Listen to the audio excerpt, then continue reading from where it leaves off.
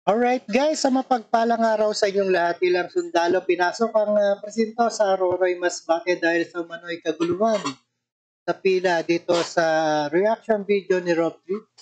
And please support guys and subscribe the channel Rob Trip. And without further ado, let's do watch.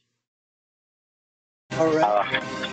Butante dito sa mga polling machines na simula nga pumasok itong 8 miyembro o mga sundalo ng 96th Infantry Battalion ng Philippine Army dito sa nagpapatuloy na eleksyon dito sa Rufo Pahay Central School dito sa Puro, Aroroy, Masbate.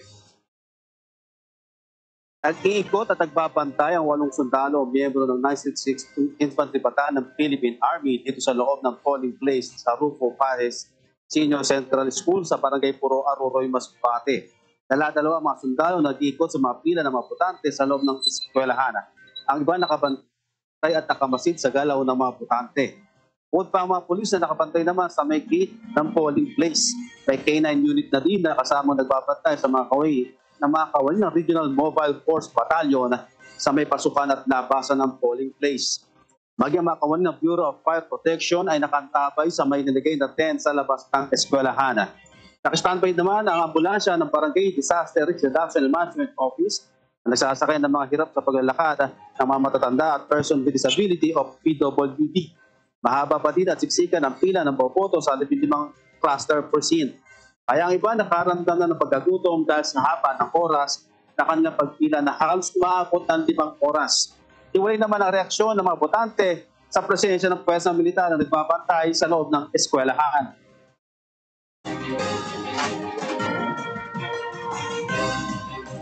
Ay, ako hindi.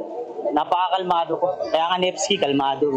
Okay na yan. Para importante, may bantay yung mga kababayan nating taga-Puro. Para safety talaga ang pamilya ng bawat isa. Medyo kakaiba dahil maraming nakadeploy ng mga army sa loob dito mismo. Parang ngayon lang to nangyari.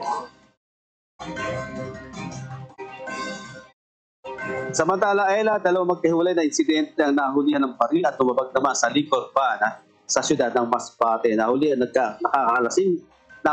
nakakalasing na inumin naman suspect na sina Joshua, 28 years old, at Ronnie, 26 years old, sa Purok 6, Barangay Magallanes, Masbate City, alas 12:40 ng madaling araw.